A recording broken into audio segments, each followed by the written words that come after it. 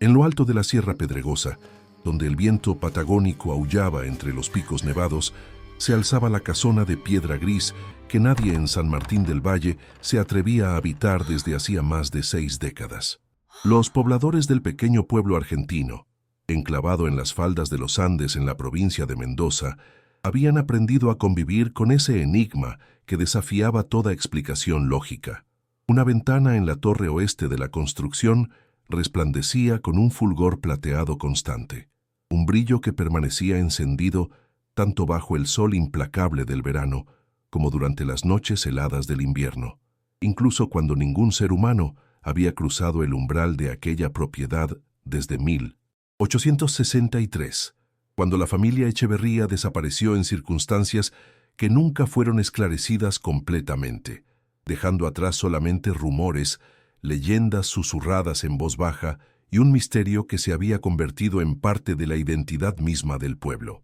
Era el año de 1928, cuando Catalina Romero, una mujer de 28 años con 3 hijos pequeños y un corazón todavía sangrando por la pérdida reciente de su esposo, recibió la noticia que cambiaría el curso de su existencia para siempre. La carta llegó en un sobre amarillento, sellado con lacre rojo y timbres oficiales que indicaban su procedencia de la capital provincial. El notario Bernardo Fuentes le informaba que, tras una exhaustiva búsqueda de herederos, ella había sido identificada como la única descendiente viva de Magdalena Echeverría, una tía abuela que Catalina ni siquiera sabía que existía hasta ese momento. La herencia incluía la totalidad de la propiedad conocida localmente como la Casa de la Luz Perpetua, un nombre que mezclaba fascinación y terror en proporciones iguales entre los habitantes de San Martín del Valle. Catalina había enviudado apenas 5 meses atrás,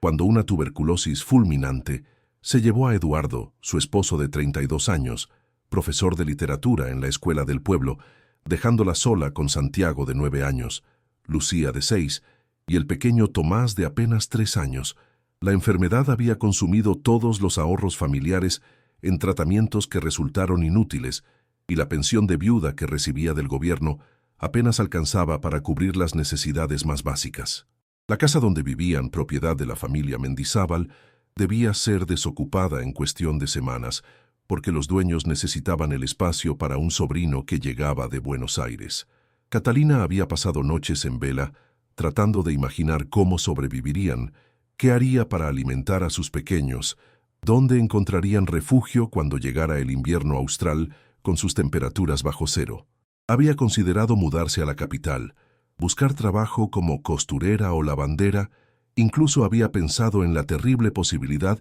de tener que separarse temporalmente de sus hijos, enviándolos con familiares que pudieran cuidarlos mejor que ella en su situación precaria. Pero ahora, sosteniendo esa carta entre sus manos temblorosas, sentía una mezcla confusa de esperanza y aprensión que le oprimía el pecho. Esa misma tarde, con los 3 niños caminando a su lado por las calles empedradas del pueblo, Catalina se dirigió a la oficina del señor Juárez, el único abogado local, para confirmar la autenticidad del documento. El hombre, un anciano de barba blanca y modales ceremoniosos, ajustó sus anteojos de montura dorada y examinó detenidamente los papeles que ella le extendió con manos nerviosas. Después de varios minutos de silencio tenso, durante los cuales los niños permanecieron inquietos en las sillas de cuero gastado, el abogado levantó la vista con una expresión que mezclaba sorpresa genuina y algo que Catalina no supo identificar de inmediato, quizás preocupación o tal vez simple curiosidad morbosa. La herencia era completamente legítima, confirmó el señor Juárez con voz pausada. Los documentos estaban en orden perfecto y la propiedad, junto con una cuenta bancaria considerable que había permanecido intacta durante décadas, acumulando intereses, ahora pertenecían legalmente a Catalina Romero. Sin embargo, el abogado se sintió obligado a advertirle sobre la historia que rodeaba a la casa, sobre las leyendas que se habían tejido alrededor de aquella construcción imponente que dominaba el paisaje desde lo alto de la colina. La familia Echeverría había sido una de las más prominentes de la región durante la primera mitad del siglo XIX, explicó el señor Juárez mientras servía té en tazas de porcelana delicada, intentando aparentar una normalidad que contrastaba con la naturaleza extraordinaria de la conversación. El doctor Sebastián Echeverría, patriarca del clan, había sido un médico brillante formado en universidades europeas y había regresado a Argentina con ideas revolucionarias sobre la medicina y la educación. Construyó la casa en 1858, una edificación impresionante de 3 plantas más una torre, utilizando técnicas arquitectónicas avanzadas que incluían sistemas de ventilación innovadores y mecanismos hidráulicos que aprovechaban el arroyo subterráneo que fluía bajo la propiedad. Durante 5 años, la familia vivió allí, pero en 1863, en una sola noche durante el mes de agosto, todos desaparecieron sin dejar rastro alguno. El doctor Echeverría, su esposa Clara, sus 4 hijas y los 2 sirvientes que trabajaban en la casa simplemente se esfumaron como si la tierra se los hubiera tragado. Las autoridades provinciales investigaron exhaustivamente, pero nunca encontraron cuerpos, señales de violencia o cualquier indicio que explicara el misterio. Lo único que permaneció fue la luz en la ventana de la torre oeste, una luminosidad constante que desconcertó a los investigadores porque no había lámparas de aceite, velas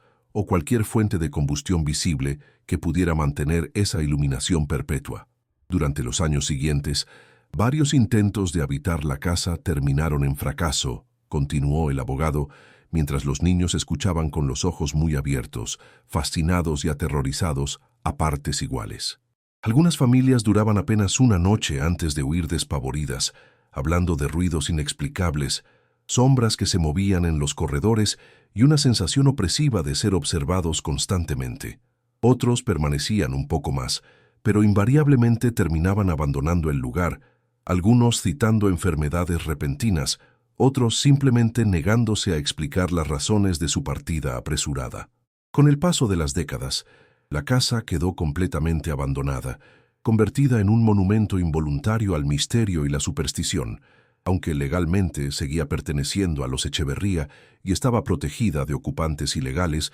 por las autoridades locales que mantenían las puertas cerradas y las ventanas tapiadas. Pero la luz nunca se apagó, brillando noche tras noche durante más de 65 años, visible desde cualquier punto del pueblo, un recordatorio constante de que algo inexplicable ocurría en aquella colina solitaria. Catalina escuchó toda la historia con una mezcla de fascinación y escepticismo que la caracterizaba desde niña, cuando su padre, un maestro rural de pensamiento progresista, le había enseñado a cuestionar las supersticiones y buscar explicaciones racionales para los fenómenos aparentemente sobrenaturales. Mientras el abogado Juárez enumeraba las desgracias y misterios asociados con la propiedad, ella mentalmente hacía una lista de las razones prácticas por las cuales necesitaba aceptar esa herencia, independientemente de las leyendas que la rodearan. Necesitaba un techo para sus hijos antes de que llegara el frío intenso de junio y julio. Necesitaba los recursos económicos que aparentemente venían con la herencia. Necesitaba un nuevo comienzo en un lugar donde pudiera criar a sus pequeños sin la constante presión de la pobreza y la incertidumbre. Las historias de fantasmas y desapariciones misteriosas le parecían exactamente eso, historias exageradas por el paso del tiempo y la tendencia humana a adornar lo desconocido con capas de superstición y miedo irracional. La mañana del traslado amaneció gris y fría, con nubes bajas que se aferraban a las cumbres andinas como sabanas húmedas y un viento cortante que traía consigo el aroma metálico de la nieve lejana. Catalina había empacado sus escasas pertenencias en 2 baúles prestados y una carreta tirada por un caballo que el señor Juárez le había facilitado generosamente, conmovido por su situación desesperada y su valentía al aceptar la herencia maldita, como la llamaban en los murmullos de las tiendas y mercados del pueblo. Los niños iban sentados entre mantas y almohadones, Santiago tratando de aparentar una valentía que sus ojos no reflejaban completamente, Lucía aferrada a su muñeca de trapo con dedos blancos por la presión, y el pequeño Tomás, dormitando ajeno a la trascendencia del momento, su carita angelical enmarcada por rizos castaños heredados de su difunto padre. El camino serpenteaba hacia arriba, siguiendo la ladera de la colina, bordeando precipicios rocosos y atravesando bosquecillos de araucarias retorcidas por el viento constante, árboles que parecían guardianes silenciosos de secretos antiguos enterrados en las profundidades de la tierra patagónica. Cuando finalmente la casa se reveló ante ellos en toda su imponencia arquitectónica, Catalina sintió que el aliento se le escapaba de los pulmones en una exhalación larga y temblorosa que mezclaba asombro y una aprensión que no podía negar completamente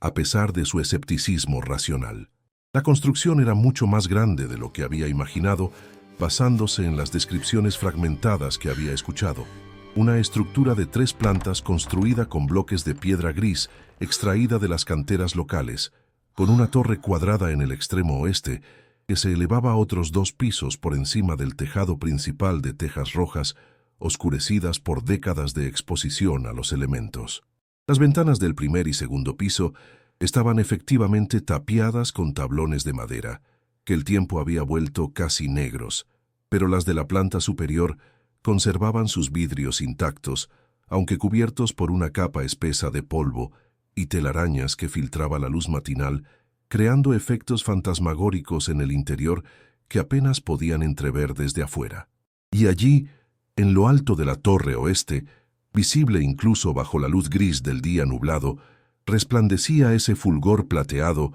que había alimentado décadas de especulación y miedo, una luminosidad constante que parecía pulsar suavemente con vida propia, como si el corazón mismo de la casa latiera con energía inexplicable. Santiago fue el primero en hablar después del largo silencio admirado que siguió a su llegada, su voz juvenil quebrándose ligeramente cuando preguntó si realmente iban a entrar en esa casa que todos en el pueblo decían que estaba embrujada por los espíritus de la familia desaparecida. Catalina se arrodilló junto a su hijo mayor, tomando su rostro entre sus manos ásperas, curtidas por el trabajo doméstico, y mirándolo directamente a los ojos con esa intensidad maternal que no admitía dudas ni miedos irracionales. Le explicó que no existían los fantasmas, que las casas no podían estar embrujadas porque eran simplemente estructuras de piedra y madera sin conciencia ni voluntad propia, y que cualquier fenómeno extraño que pudieran encontrar tendría una explicación lógica y científica que descubrirían juntos, convirtiéndose en exploradores y detectives de su propia historia familiar. Lucía, menos convencida que su hermano mayor pero confiando ciegamente en la sabiduría de su madre, preguntó tímidamente si la luz de la torre vendría a visitarlos durante la noche, y Catalina respondió con una sonrisa que intentaba transmitir seguridad que, si así fuera, la recibirían con curiosidad en lugar de miedo, porque el conocimiento siempre era preferible a la ignorancia supersticiosa. Las llaves que el notario Fuentes le había entregado junto con los documentos de propiedad eran 5 piezas de metal oxidado de diferentes tamaños, cada una etiquetada con una descripción manuscrita que identificaba qué puerta o habitación abría, aunque la tinta descolorida hacía difícil descifrar algunos de los nombres. La cerradura de la puerta principal, una estructura de bronce elaboradamente decorada con motivos florales y geométricos que delataban su origen europeo, resistió inicialmente los esfuerzos de Catalina por girar la llave más grande del conjunto, pero finalmente cedió con un chasquido metálico que resonó en el silencio expectante de la mañana fría. La puerta de roble macizo, tan pesada que requirió que Catalina usara todo su peso para empujarla hacia adentro, se abrió lentamente con un gemido prolongado de bisagras oxidadas que no habían sido lubricadas en más de 6 décadas, liberando una bocanada de aire viciado que olía a polvo acumulado, humedad antigua y algo más indefinible que Catalina no supo identificar inmediatamente, tal vez el aroma peculiar del tiempo detenido, de los años transcurridos en silencio absoluto sin la presencia humana que normalmente llena las casas con olores de comida, perfumes y la vitalidad cotidiana de la vida familiar. El vestíbulo principal era un espacio amplio y sombrío que se extendía hacia las profundidades de la casa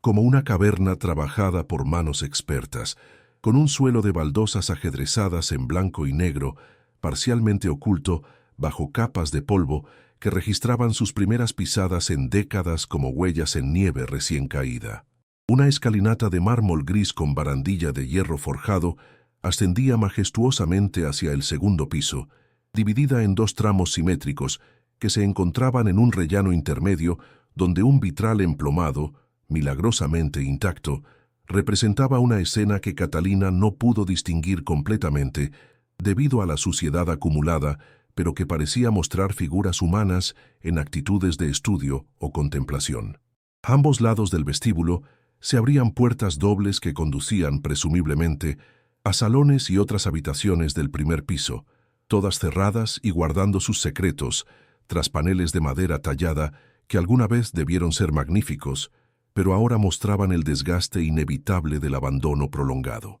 Catalina tomó una decisión práctica que reflejaba su naturaleza pragmática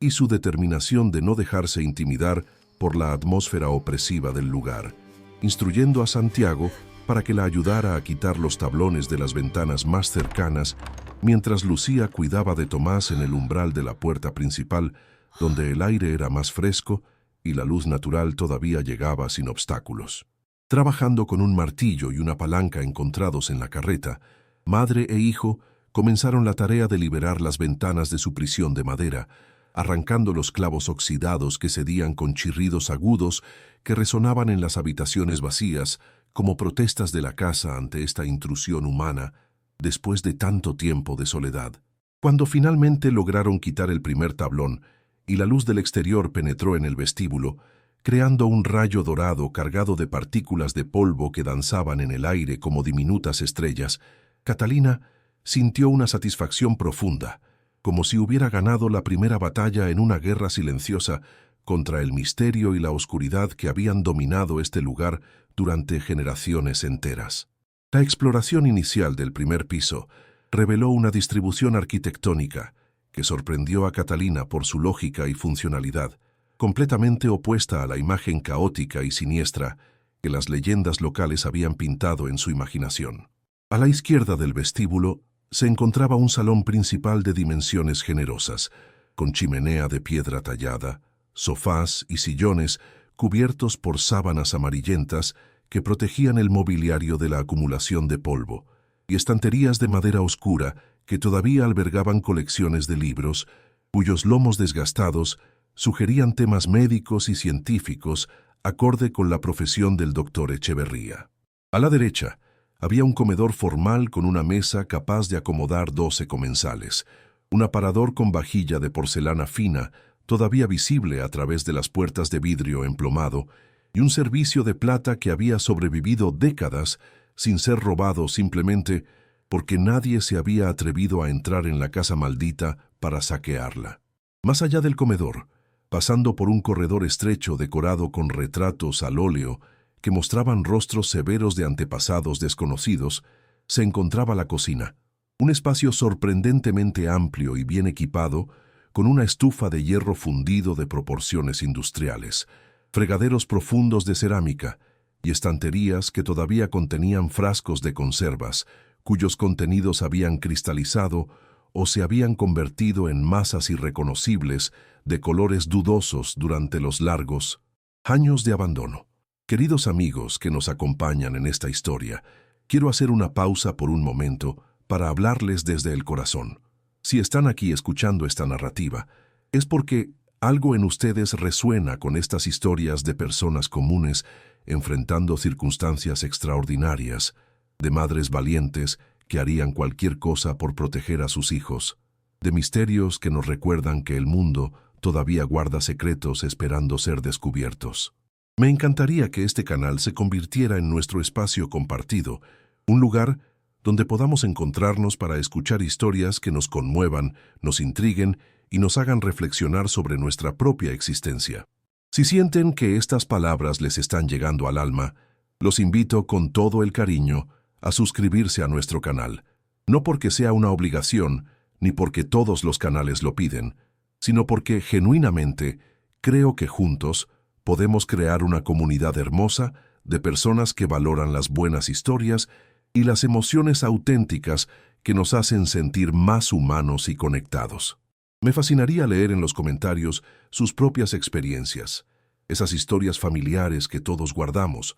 esos misterios personales que quizás nunca fueron resueltos o esas situaciones donde tuvieron que ser valientes como Catalina en nuestra narrativa. Cuéntenme qué otros temas les gustaría que exploráramos juntos en futuros videos, qué tipo de historias hacen vibrar sus corazones, porque este canal existe para ustedes y gracias a ustedes. Cada comentario que dejan, cada historia que comparten enriquece nuestra comunidad y me ayuda a entender mejor qué necesitan escuchar en sus vidas. Ahora, continuemos descubriendo qué secretos guarda esta casa misteriosa en las montañas argentinas. Después de asegurar un espacio habitable básico, en una de las habitaciones del primer piso, que parecía menos deteriorada que las demás, limpiando superficialmente el polvo acumulado y ventilando el ambiente hasta que el olor a encierro disminuyó a niveles tolerables, Catalina preparó una comida simple con las provisiones que habían traído del pueblo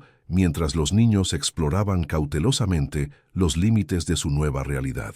Santiago había descubierto una pequeña biblioteca adjunta al salón principal, un espacio íntimo, con ventanas que daban al jardín posterior salvajemente crecido, donde la naturaleza había reclamado lo que alguna vez fueron parterres organizados y senderos de grava, transformándolos en una jungla miniatura de malezas, arbustos espinosos y árboles frutales que habían crecido sin poda durante décadas, produciendo frutos pequeños y amargos que los pájaros apenas tocaban. Lucía había encontrado lo que parecía ser un cuarto de juegos infantil, todavía equipado con una casa de muñecas elaboradamente construida, una colección de juguetes de madera tallada a mano y una estantería baja repleta de libros ilustrados cuyos colores se habían desvanecido pero cuyos dibujos todavía eran reconocibles, representando animales fantásticos, princesas en torres y caballeros en misiones heroicas. Cuando la tarde comenzó a declinar y las sombras se alargaron dramáticamente a través de las habitaciones apenas iluminadas por las pocas ventanas que habían logrado liberar de sus tablones protectores, Catalina sintió que era momento de enfrentar el misterio central que había dominado todas las conversaciones sobre esta propiedad durante las últimas 6 décadas y media. Con una lámpara de queroseno encendida en una mano y seguida por Santiago, que insistió en acompañarla mientras Lucía se quedaba cuidando del pequeño Tomás, ya dormido en un colchón improvisado, comenzó a ascender por la escalinata de mármol hacia el segundo piso, sus pasos resonando en el silencio absoluto de la casa, como latidos de un corazón gigantesco que hubiera permanecido en animación suspendida durante generaciones enteras, esperando este momento preciso de reactivación. El segundo piso albergaba lo que evidentemente habían sido los dormitorios privados de la familia, 6 habitaciones de tamaños variados, distribuidas a lo largo de un corredor central alfombrado con una tapicería desgastada que alguna vez debió exhibir patrones florales elaborados, pero que ahora mostraba principalmente el tejido base de color indefinido. Cada habitación que Catalina inspeccionó brevemente, empujando las puertas que no estaban cerradas con llave y asomándose apenas lo suficiente para evaluar el contenido sin adentrarse completamente en esos espacios íntimos cargados con la presencia fantasmal de sus antiguos ocupantes, revelaba fragmentos de vidas interrumpidas abruptamente, como si los habitantes hubieran simplemente desaparecido en medio de sus actividades cotidianas, sin tiempo para prepararse o despedirse. En una habitación que claramente había pertenecido a una de las hijas del doctor Echeverría, a juzgar por la decoración femenina y los vestidos todavía colgados en un armario abierto, había un escritorio con cartas a medio escribir, la pluma todavía descansando sobre el papel amarillento, junto a un tintero cuya tinta se había evaporado completamente, dejando solo un residuo cristalizado en el fondo de vidrio. En otro dormitorio, probablemente el de los padres según su tamaño y la calidad del mobiliario, la cama estaba cuidadosamente tendida como si esperara a sus ocupantes, con almohadones colocados con precisión geométrica y una colcha bordada que los años no habían logrado deteriorar completamente gracias a la ausencia de luz directa y humedad excesiva. Al final del corredor del segundo piso, una puerta diferente a las demás llamó la atención de Catalina por su construcción más robusta y la presencia de una cerradura compleja que parecía requerir una de las llaves especiales del conjunto que había recibido. La madera de esta puerta era más oscura y densa que el roble claro usado en el resto de las puertas interiores, posiblemente caoba importada o algún otro material exótico que sugería que lo que guardaba detrás tenía un valor o importancia especial para los antiguos habitantes de la casa. Después de probar varias llaves sin éxito, finalmente encontró una pequeña llave de bronce decorada con grabados intrincados que encajó perfectamente en la cerradura compleja, girando suavemente después de un momento inicial de resistencia, como si el mecanismo interno hubiera estado esperando pacientemente durante todas estas décadas para cumplir nuevamente su función original. La puerta se abrió revelando no otra habitación como Catalina había anticipado, sino el comienzo de una escalera mucho más estrecha y empinada que las anteriores, construida con peldaños de madera que ascendían en espiral hacia la oscuridad absoluta de lo que solo podía ser la Torre Oeste, el lugar donde residía el misterio de la luz perpetua que había definido la leyenda de esta casa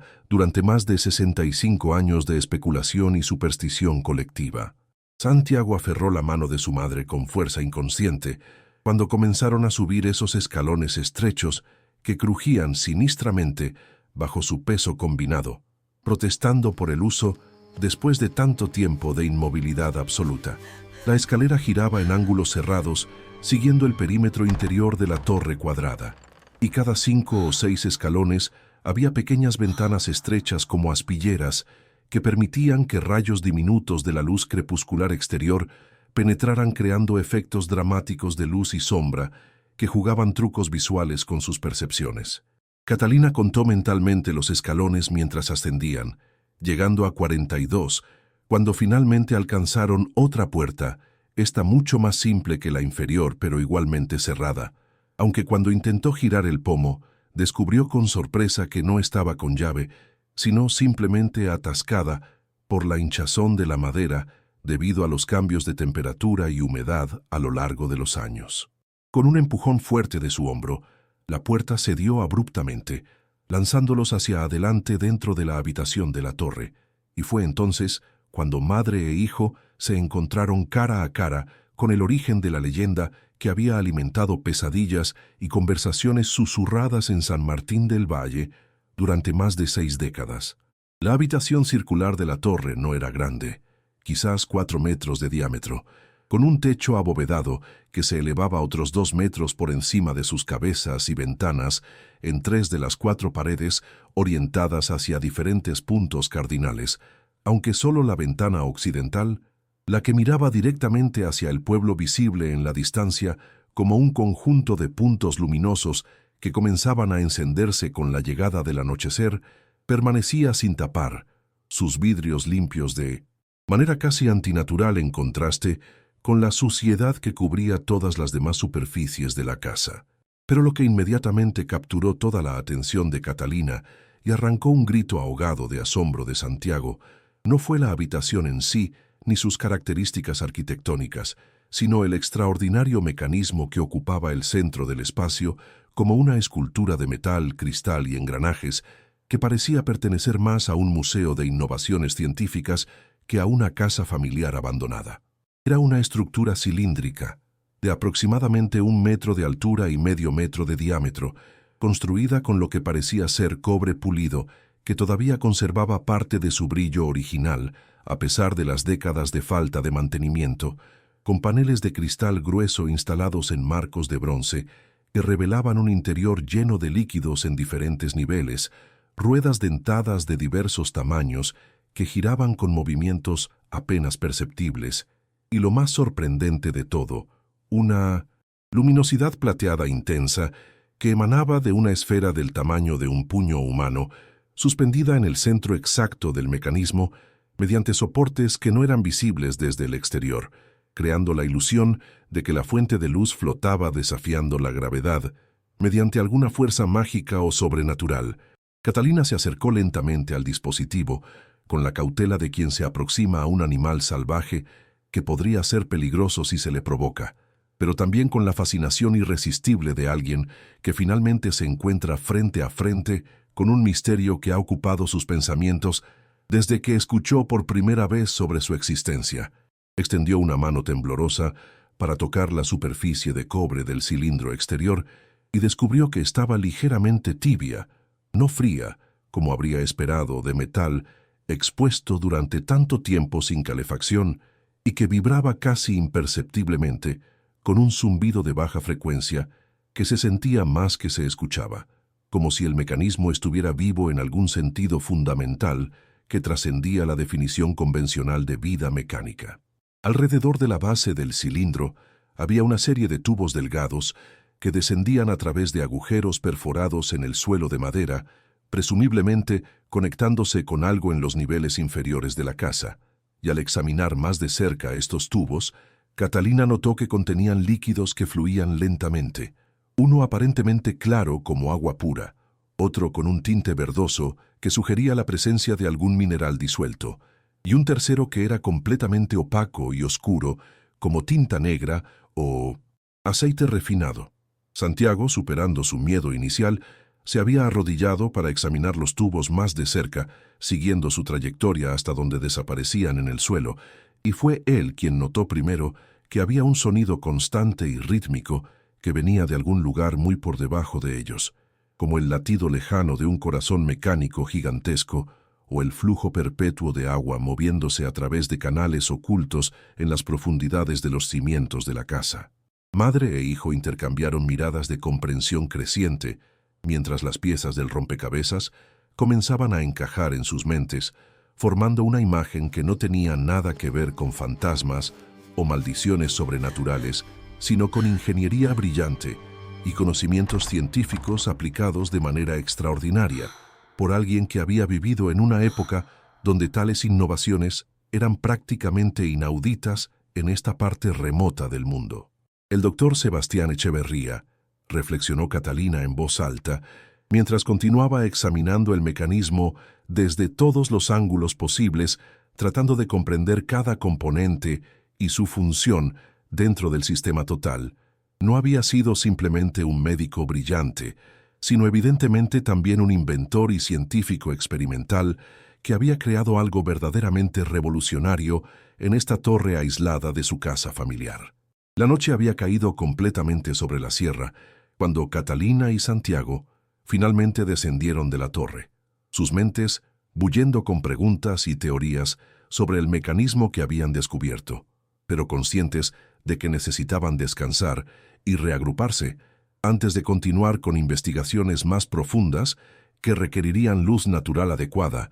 y probablemente herramientas especializadas para desmontar o al menos examinar más exhaustivamente el extraordinario dispositivo generador de luz. Perpetua. Encontraron a Lucía despierta y ansiosa en la habitación del primer piso, donde habían establecido su campamento temporal. El pequeño Tomás, todavía durmiendo profundamente ajeno a los descubrimientos trascendentales que estaban ocurriendo a su alrededor, y la niña los bombardeó inmediatamente con preguntas sobre qué habían encontrado en la torre misteriosa cuya luz podía ver brillando desde la ventana de la habitación, donde esperaba con creciente impaciencia y no poca aprensión por el regreso, seguro de su madre y hermano. Catalina le explicó en términos simples que la luz no era producida por fantasmas ni espíritus, sino por una máquina increíble construida por un hombre muy inteligente hacía muchos años, una máquina que usaba el agua que fluía debajo de la casa para generar electricidad de manera constante y automática, un concepto que estaba más allá de la comprensión completa de Lucía, pero que la tranquilizó inmensamente al saber que había una explicación lógica y científica en lugar de los horrores sobrenaturales que su imaginación infantil había estado conjurando durante las últimas horas de espera solitaria. Esa noche durmieron los cuatro juntos en colchones improvisados, hechos con mantas y ropa apilada, el sueño de Catalina interrumpido frecuentemente por despertares repentinos durante los cuales permanecía inmóvil en la oscuridad, escuchando los sonidos nocturnos de la casa que se asentaba, las vigas de madera que crujían con los cambios de temperatura, el viento que silbaba a través de grietas y rendijas en la estructura centenaria, y ocasionalmente ese zumbido distante y rítmico que ahora reconocía como el latido mecánico del sistema hidráulico que alimentaba el generador de luz en la torre occidental.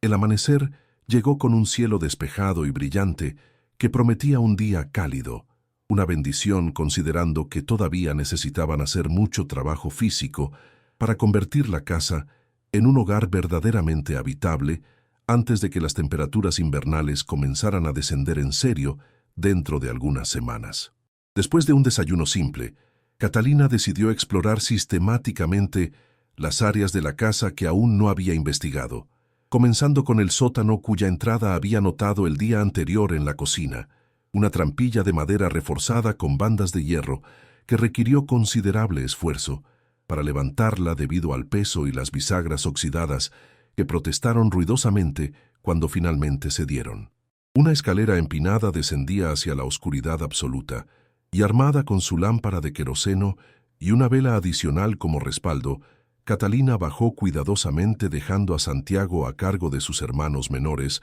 con instrucciones estrictas de no salir de la habitación principal hasta su regreso. El sótano resultó ser mucho más extenso de lo que había anticipado, extendiéndose bajo toda la planta baja de la casa y dividido en múltiples compartimentos mediante paredes de piedra que creaban lo que parecía ser un laberinto subterráneo de almacenes, bodegas y talleres. La temperatura aquí abajo era notablemente más fresca que en los niveles superiores, y la humedad en el aire era palpable, condensándose en las paredes de piedra en patrones de humedad que brillaban a la luz de su lámpara como constelaciones líquidas. En la primera habitación grande que exploró, encontró estanterías de metal que alguna vez debieron contener suministros diversos, pero que ahora estaban mayormente vacías, excepto por algunos frascos de vidrio con etiquetas descoloridas que ya no podían leerse, cajas de madera podrida, cuyo contenido se había derramado en montones informes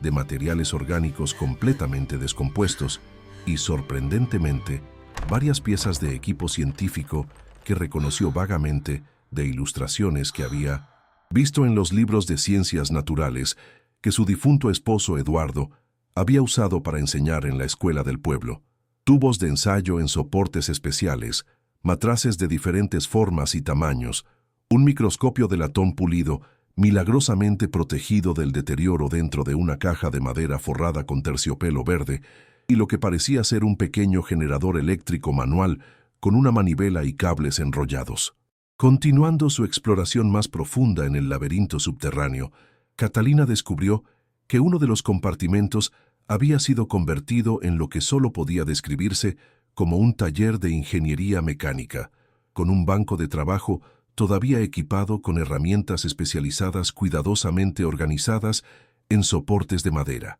martillos de diversos tamaños, alicates, tenazas, llaves de diferentes calibres, instrumentos de medición de precisión y cajones llenos de tornillos, tuercas, arandelas y otros componentes mecánicos meticulosamente clasificados por tipo y tamaño, en una demostración de organización obsesiva que hablaba del carácter metódico del doctor Echeverría. Sobre el banco había planos técnicos dibujados con tinta negra sobre papel grueso que milagrosamente había resistido la humedad ambiental, diagramas detallados que mostraban lo que Catalina gradualmente comprendió era el diseño completo del sistema que alimentaba la luz perpetua en la torre. Un sistema hidroeléctrico que aprovechaba el flujo constante del arroyo subterráneo para hacer girar turbinas que generaban electricidad continua, almacenada parcialmente en lo que los diagramas identificaban como acumuladores galvánicos y utilizada para alimentar lo que el doctor llamaba una lámpara de arco voltaico modificada con gases nobles en atmósfera sellada que producía luz sin consumir filamentos ni requerir reemplazo de componentes. La revelación técnica la dejó sin aliento, no solo por la brillantez del diseño, sino por la comprensión de que estaba mirando tecnología que estaba décadas adelantada a su tiempo, invenciones que el doctor Echeverría había desarrollado en secreto en este sótano aislado durante los años de 1850, sin que aparentemente nadie más en el mundo científico tuviera conocimiento de sus logros extraordinarios. Pero lo que descubrió en el siguiente compartimento transformó completamente su comprensión no solo del mecanismo de luz, sino del propósito entero de esta casa y las actividades que habían ocurrido dentro de sus paredes durante aquellos 5 años antes de la desaparición misteriosa de la familia. Esta habitación era diferente de todas las demás, con paredes cubiertas de estanterías repletas de libros, cuadernos encuadernados en cuero y carpetas conteniendo documentos cuidadosamente preservados, todo organizado con un sistema de clasificación que sugería una biblioteca personal o archivo académico. Había docenas de volúmenes sobre medicina, anatomía, química, física, matemáticas, pero también, sorprendentemente, muchos textos sobre pedagogía, filosofía de la educación, derechos de la mujer y reformas sociales, temas que eran considerados radicales y peligrosos en la Argentina conservadora de mediados del siglo XIX. Catalina sacó al azar uno de los cuadernos encuadernados y lo abrió con cuidado, consciente de que el papel viejo podía ser frágil, descubriendo que contenía lo que parecía ser un diario personal escrito en una caligrafía femenina elegante y fluida completamente diferente de la escritura técnica y angular que había visto en los planos de ingeniería del doctor. La primera entrada estaba fechada en marzo de 1859 y comenzaba con palabras que inmediatamente captaron toda su atención porque resonaban con temas y preocupaciones que seguían siendo relevantes casi 70 años después en el mundo de 1928. Hoy mi padre me confió el verdadero propósito de esta casa que ha construido tan lejos del pueblo, en un lugar donde los ojos curiosos y las lenguas maliciosas no pueden interferir con nuestro trabajo. No somos simplemente una familia viviendo en aislamiento voluntario, como muchos creen, sino los custodios de un proyecto revolucionario que mi padre espera cambie fundamentalmente el futuro de las mujeres en nuestro país. La casa será un santuario de aprendizaje, un lugar donde jóvenes que han sido negadas educación por el simple hecho de su género puedan venir a estudiar ciencias, matemáticas, literatura, filosofía, todas las disciplinas que las instituciones formales les niegan sistemáticamente. La luz en la torre, ese invento brillante de mi padre, servirá como señal para aquellas que buscan conocimiento, una estrella guía que les dirá que aquí hay refugio seguro y mentes dispuestas a enseñarles. Las manos de Catalina temblaban mientras pasaba las páginas del diario, leyendo entradas que documentaban la llegada de jóvenes mujeres de diferentes partes de la provincia, y más allá, algunas huyendo de matrimonios forzados, otras escapando de familias que las trataban como propiedad sin valor, más allá de su capacidad reproductiva. Muchas simplemente desesperadas por acceder a una educación que la sociedad les negaba sistemáticamente basándose en prejuicios de género profundamente arraigados. El doctor Echeverría y sus 4 hijas, todas ellas educadas en Europa donde habían tenido acceso a universidades y círculos intelectuales progresistas, habían creado en esta casa aislada una especie de universidad secreta para mujeres, ofreciendo cursos intensivos en ciencias, medicina, matemáticas, lenguajes y pensamiento crítico, preparándolas no solo académicamente, sino emocionalmente, para enfrentar un mundo hostil que resistiría violentamente cualquier intento femenino de reclamar espacios tradicionalmente reservados para hombres. Las entradas del diario documentaban clases que ocurrían en diferentes habitaciones de la casa, estudiantes que llegaban bajo el manto de oscuridad y permanecían durante semanas o meses antes de partir equipadas con conocimientos prohibidos y documentación falsa que les permitiría intentar ingresar a profesiones o instituciones que oficialmente no aceptaban mujeres. Pero las últimas entradas del diario, fechadas en agosto de 1863, revelaban que el proyecto había sido descubierto por autoridades conservadoras en la capital provincial que consideraban estas actividades educativas como peligrosas, subversivas y potencialmente criminales bajo las leyes vigentes que otorgaban a los padres y esposos control absoluto sobre las mujeres de sus familias. La autora del diario, que se identificaba como Magdalena Echeverría, la hija mayor del doctor, escribía con creciente angustia sobre amenazas recibidas, advertencias de que serían arrestados y procesados, y finalmente, la terrible decisión que la familia había tomado colectivamente, evacuar inmediatamente a todas las estudiantes que actualmente residían en la casa, dispersarse ellos mismos para evitar captura y mantener viva la red de apoyo educativo desde la clandestinidad, aunque significara abandonar permanentemente el hogar que habían construido con tanto amor y dedicación. La última entrada, escrita con caligrafía apresurada que contrastaba con la elegancia usual de la escritura de Magdalena, decía simplemente: «Esta noche partimos cada uno hacia destinos diferentes previamente acordados. La casa permanecerá vacía, pero la luz continuará brillando gracias al sistema automático de mi padre, un faro que algún día, cuando los tiempos cambien, guiará a una nueva generación hacia el conocimiento y la libertad. A quien encuentre estos registros en el futuro, les confío la memoria de lo que intentamos aquí y la esperanza de que continúen el trabajo que no pudimos terminar». Catalina permaneció sentada en el suelo frío del sótano durante lo que podrían haber sido minutos u horas. Había perdido toda noción del tiempo mientras procesaba la magnitud de lo que acababa de descubrir sobre la verdadera naturaleza de la casa que ahora le pertenecía y la herencia que había recibido sin saberlo. No era simplemente una propiedad valiosa con una curiosidad arquitectónica en forma de luz perpetua, sino un monumento a la resistencia, un testimonio de personas que habían arriesgado su seguridad personal y posición social para combatir la injusticia sistemática que negaba a la mitad de la población humana el derecho fundamental a la educación y el desarrollo intelectual. Las lágrimas corrían silenciosamente por sus mejillas mientras pensaba en su difunto esposo Eduardo, quien había sido un maestro progresista que creía apasionadamente en la educación universal sin distinción de género o clase social, y en cómo él habría amado conocer esta historia. Habría estado orgulloso de saber que su esposa era ahora la guardiana de este legado extraordinario que resonaba perfectamente con los valores que ambos habían compartido durante sus pocos años de matrimonio. Cuando finalmente subió del sótano, con los brazos cargados de diarios, documentos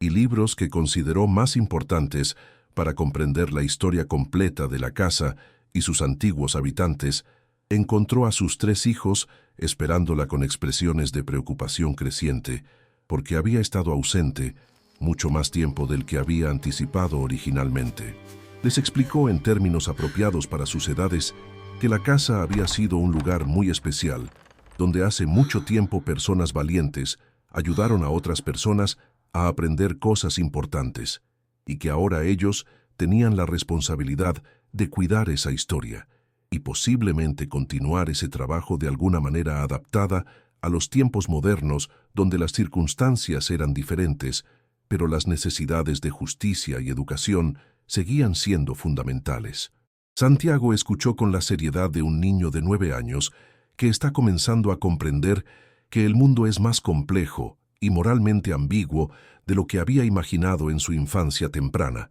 mientras Lucía simplemente abrazó a su madre con fuerza, intuitivamente, comprendiendo que algo importante y emocionalmente significativo había ocurrido durante esa exploración subterránea. Los días siguientes fueron un torbellino de actividad mientras Catalina trabajaba incansablemente para hacer la casa habitable, limpiando décadas de acumulación de polvo y suciedad, reparando ventanas rotas y puertas atascadas, y gradualmente transformando los espacios abandonados en habitaciones funcionales, donde su pequeña familia pudiera vivir con dignidad y comodidad. Pero simultáneamente con estas tareas prácticas domésticas, dedicaba cada momento libre disponible a leer meticulosamente los diarios y documentos que había recuperado del sótano, reconstruyendo pieza por pieza la historia completa de los Echeverría y su proyecto educativo clandestino. Descubrió listas de nombres de más de 120 mujeres jóvenes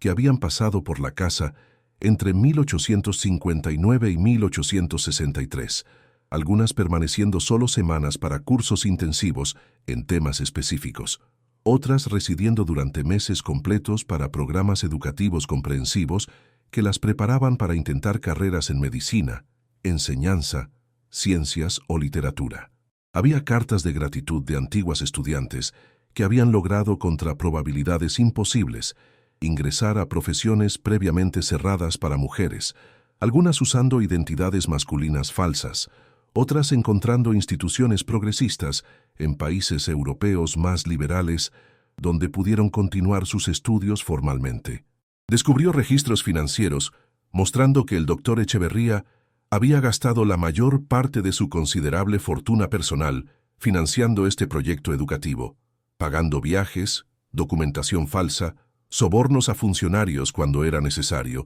y estableciendo fondos secretos que permitirían a graduadas del programa continuar recibiendo apoyo financiero mientras intentaban establecerse en sus campos elegidos. Había fotografías sorprendentemente bien preservadas, en sobres sellados, mostrando grupos de mujeres jóvenes posando formalmente frente a la casa, sus rostros mostrando mezclas de determinación, esperanza y desafío que trascendían las limitaciones del medio fotográfico primitivo de esa época, comunicando directamente con Catalina a través de las décadas que las separaban, como si esas mujeres hubieran sabido que algún día alguien miraría estas imágenes y necesitaría ver la evidencia visual de su existencia y su valentía. Una tarde, mientras Catalina estaba completamente absorta en la lectura de cartas particularmente conmovedoras de una estudiante que había logrado convertirse en la primera mujer médica cirujana en Chile, adoptando una identidad masculina que mantuvo durante 30 años antes de revelar finalmente su verdadero género en un acto de desafío público que causó escándalo internacional, escuchó el sonido de cascos de caballo acercándose por el camino que conducía a la casa. Salió al porche principal para encontrar al padre Sebastián, el sacerdote de San Martín del Valle, un hombre de mediana edad con rostro amable y ojos inteligentes, que había sido uno de los pocos en el pueblo que no había tratado de disuadirla activamente de aceptar la herencia maldita. El sacerdote desmontó con la agilidad de alguien acostumbrado a viajar frecuentemente por terrenos montañosos difíciles y saludó a Catalina con una sonrisa cálida que llegó genuinamente hasta sus ojos, sugiriendo que esta no era simplemente una visita pastoral rutinaria, sino algo más significativo y posiblemente relacionado con secretos que el hombre de iglesia había guardado durante años. Dentro de la casa, sentados en el salón principal ahora limpio y parcialmente amueblado, con muebles restaurados que Catalina había descubierto bajo sábanas protectoras, el padre Sebastián aceptó una taza de té y miró a su alrededor con expresión de nostalgia, mezclada con algo que podría haber sido alivio o satisfacción. Después de intercambios de cortesías iniciales sobre cómo estaba adaptándose la familia a su nuevo hogar y comentarios apropiadamente admirados sobre el trabajo de restauración que Catalina había logrado en tan poco tiempo, el sacerdote finalmente abordó el verdadero propósito de su visita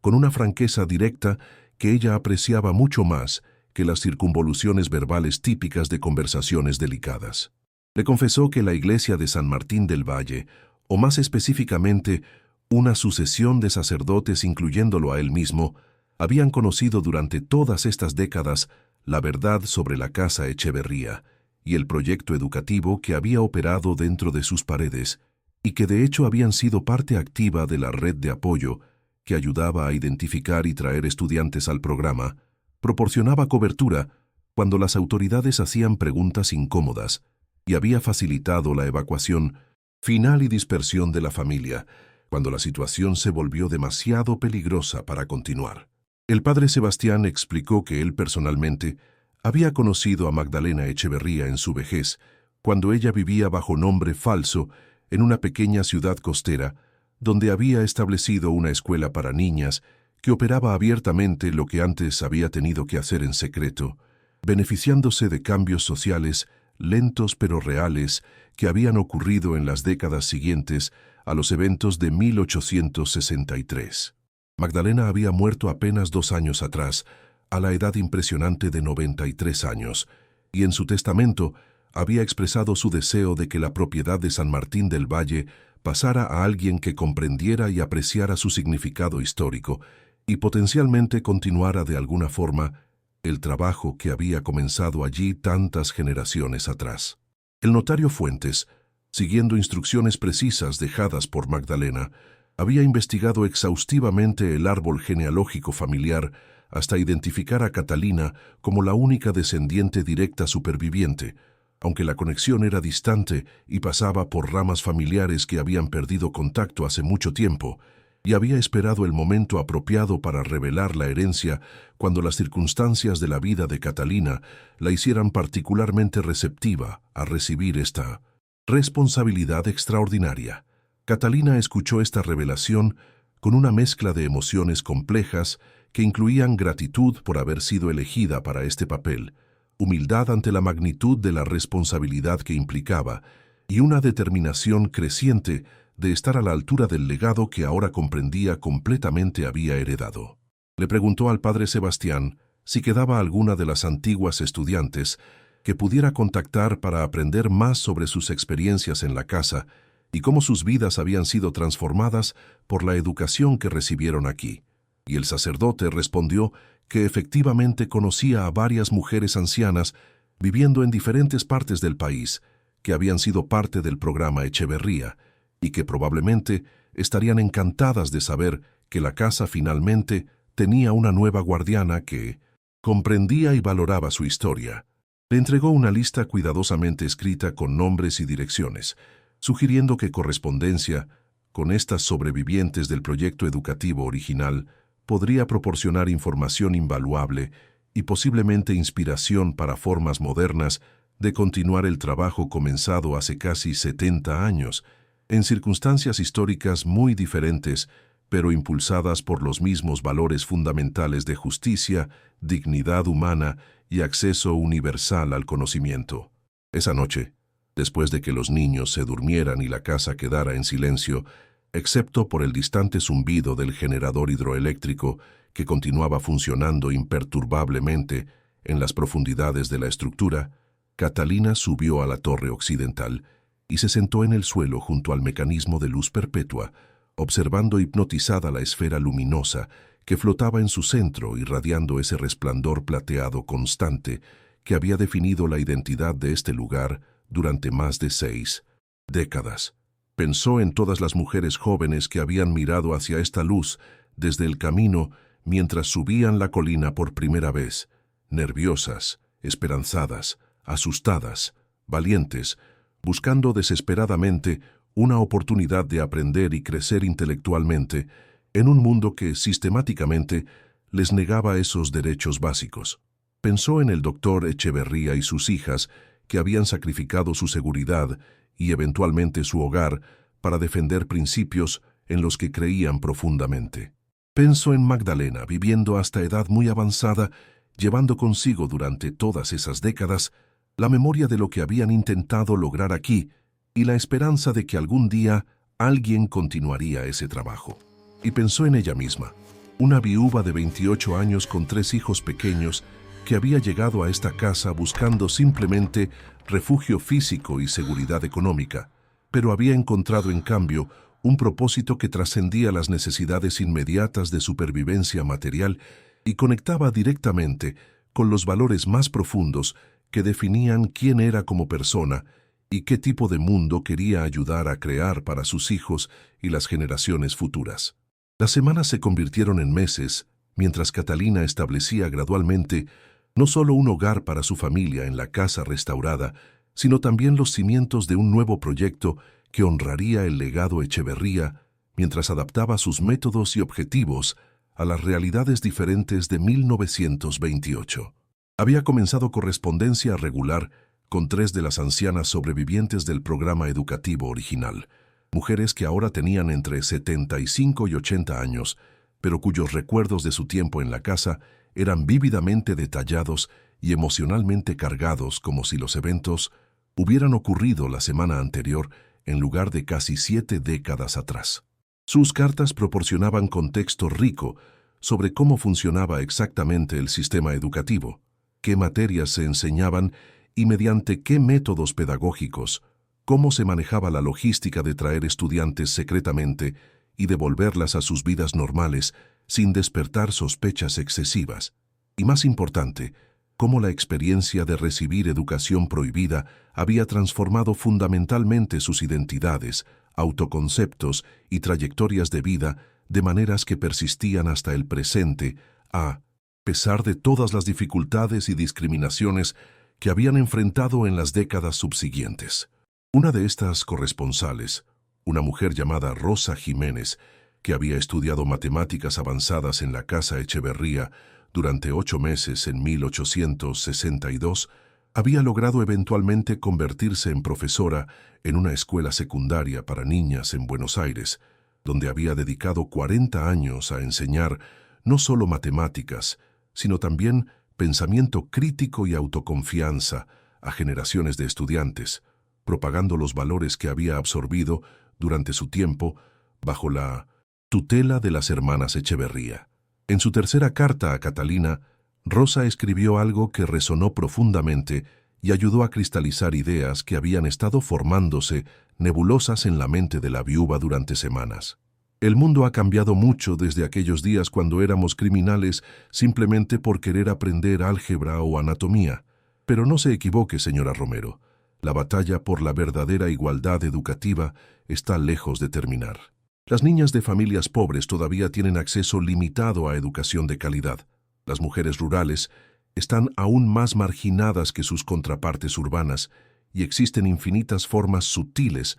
mediante las cuales la sociedad continúa comunicando a las jóvenes que sus ambiciones intelectuales son menos importantes o menos legítimas que las de sus hermanos varones. Si realmente desea honrar lo que el doctor Echeverría comenzó, no simplemente preserve la memoria, sino active el espíritu de lo que hicimos allí. Identifique quiénes son las mujeres y niñas más marginadas en su región actual, qué barreras específicas enfrentan para acceder a educación de calidad, y cree programas adaptados a esas necesidades contemporáneas. Inspirada por este consejo directo y práctico, Catalina comenzó a investigar sistemáticamente las condiciones educativas para niñas en la región rural alrededor de San Martín del Valle. Descubrió que mientras los niños varones generalmente asistían a la escuela primaria del pueblo, al menos durante algunos años, antes de que necesidades económicas familiares los forzaran a trabajar tiempo completo, las niñas frecuentemente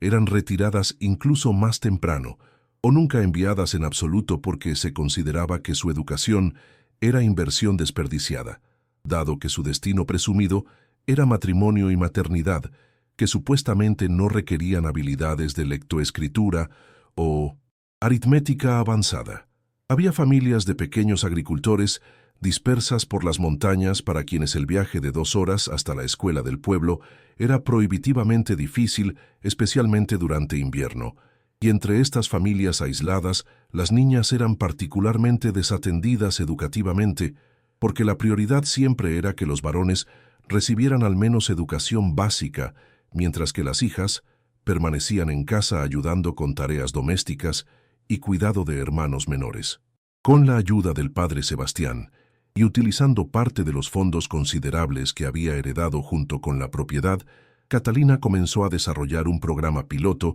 que ofrecería educación suplementaria gratuita para niñas de familias rurales durante los meses de invierno, cuando el trabajo agrícola era menos demandante y las familias potencialmente estarían más dispuestas a liberar a sus hijas para actividades educativas. El programa proporcionaría no solo instrucción académica en lectoescritura, matemáticas y ciencias básicas, sino también comidas nutritivas y alojamiento temporal en la casa, que tenía amplitud más que suficiente para acomodar cómodamente a una docena de estudiantes, residentes además de la propia familia de Catalina. La luz perpetua en la torre occidental, ese símbolo que había alimentado supersticiones durante décadas, se convertiría nuevamente en lo que siempre había sido concebida para ser, una señal de bienvenida para jóvenes buscando conocimiento y oportunidades de desarrollo personal que les eran negadas en sus circunstancias cotidianas. La propuesta encontró resistencia inicial predecible de sectores conservadores del pueblo que argumentaban que educar excesivamente a las niñas las hacía inadecuadas para sus roles tradicionales como esposas y madres, que las familias necesitaban el trabajo doméstico que sus hijas proporcionaban y no podían prescindir de ellas incluso temporalmente, que la casa en la colina todavía tenía reputación siniestra y los padres responsables no enviarían a sus preciosas hijas a un lugar con historia tan oscura y misteriosa. Pero Catalina, habiendo aprendido de los diarios de Magdalena Echeverría sobre las tácticas que habían funcionado en el pasado para superar objeciones similares, trabajó pacientemente construyendo apoyo base por base, visitando personalmente familias rurales aisladas para explicar el programa directamente a madres que frecuentemente eran más receptivas que los padres, demostrando que sus propios hijos estaban prosperando en la casa sin sufrir maldiciones o desgracias sobrenaturales, y reclutando aliados estratégicos como el médico local y el maestro de la escuela del pueblo que podían testificar sobre los beneficios de educación mejorada para toda la comunidad. El primer grupo de 5 estudiantes llegó tímidamente a la casa en junio de 1929, acompañadas por padres escépticos que habían sido convencidos de intentar el programa por un mes de prueba, con el entendimiento de que sus hijas regresarían inmediatamente si había cualquier problema o señal de peligro. Catalina y Santiago, quien a sus 10 años había desarrollado un serio interés en educación, influenciado por los ideales de su padre fallecido y las historias que su madre había compartido sobre los Echeverría, trabajaron intensamente para hacer que esas primeras semanas fueran exitosas y positivas, creando un ambiente de aprendizaje estructurado, pero no opresivo, donde las niñas pudieran explorar materias académicas a su propio ritmo, mientras también disfrutaban de la camaradería de compañeras que compartían sus aspiraciones y curiosidades intelectuales. Lucía, aunque más joven que las estudiantes, se deleitaba teniendo otras niñas en la casa y frecuentemente participaba en las lecciones, absorbiendo conocimientos más allá de su edad, mientras que incluso el pequeño Tomás parecía prosperar con la energía y animación que las estudiantes traían al hogar anteriormente silencioso. Al final del mes de prueba, las 5 familias unánimemente acordaron permitir que sus hijas continuaran en el programa por el resto del invierno, y más importante, comenzaron a hablar positivamente sobre la experiencia con otros padres en sus comunidades rurales dispersas, creando boca a boca, que era infinitamente más efectivo que cualquier promoción formal que Catalina hubiera podido intentar. Para el segundo año del programa, había lista de espera de familias queriendo enviar a sus hijas, y Catalina tuvo que expandir cuidadosamente para mantener calidad educativa mientras acomodaba demanda creciente, reclutando maestros voluntarios del pueblo, incluyendo eventualmente a algunas de las primeras graduadas del programa que regresaban durante sus vacaciones escolares para enseñar a la siguiente generación de estudiantes. La casa, que había estado silenciosa y vacía durante más de 6 décadas, ahora resonaba nuevamente con voces jóvenes, risas, debates apasionados sobre ideas y conceptos, exactamente como había sido durante aquellos 5 años, cuando los Echeverría habían operado su escuela clandestina en circunstancias mucho más peligrosas y restrictivas. Catalina mantuvo correspondencia regular con Rosa Jiménez y las otras sobrevivientes ancianas del programa original, enviándoles actualizaciones detalladas sobre el renacimiento de la misión educativa de la casa y recibiendo en retorno consejos, ánimo y ocasionalmente fondos donados, que estas mujeres, muchas de las cuales habían alcanzado posiciones profesionales modestas pero respetables, gracias a la educación que recibieron décadas atrás, contribuían para apoyar la nueva generación de estudiantes. En 1931, Rosa hizo el largo viaje desde Buenos Aires para visitar personalmente la casa por primera vez en casi 70 años. Una anciana de 83 años con bastón, pero mente todavía aguda como navaja y memoria extraordinariamente detallada. Su reunión con Catalina fue profundamente emotiva para ambas mujeres. La anciana llorando abiertamente mientras recorría habitaciones donde había estudiado en su juventud, tocando paredes y muebles como si pudiera conectarse físicamente con su yo de 18 años, que había sido transformado en este lugar, y Catalina conmovida hasta lágrimas por la oportunidad de conocer personalmente a alguien que representaba conexión viviente con los fundadores del legado que ahora custodiaba. Durante su visita de una semana, Rosa pasó horas cada día con las estudiantes actuales del programa, contándoles historias sobre cómo era estudiar aquí, cuando tales actividades eran literalmente ilegales y podían resultar en arresto tanto para maestros como estudiantes, compartiendo anécdotas sobre las hermanas Echeverría y su padre, el doctor, cuya brillantez técnica era igualada solo por su compromiso apasionado con justicia social, y más importante, testificando mediante su propia existencia que la educación recibida en juventud podía sostener y nutrir a una persona a través de toda una vida de desafíos y adversidades. En la última noche de su visita, Catalina organizó una cena especial para la cual invitó al padre Sebastián y varios otros miembros de la comunidad que habían apoyado el programa educativo Renacido, y después de la comida, Rosa dio un discurso improvisado que Catalina registró cuidadosamente en un cuaderno, porque sentía que las palabras necesitaban ser preservadas para futuras generaciones. Rosa habló sobre cómo la luz en la torre, que había sido objeto de tanto miedo y superstición, era en realidad el símbolo perfecto para educación misma. Una iluminación constante que no se apaga sin importar cuánta oscuridad la rodee, alimentada no por fuentes místicas, sino por principios científicos sólidos, visible desde lejos como invitación y promesa de que hay un lugar donde la ignorancia impuesta puede ser reemplazada por conocimiento libremente elegido y donde cada persona, independientemente de género, puede desarrollar plenamente su potencial intelectual y humano.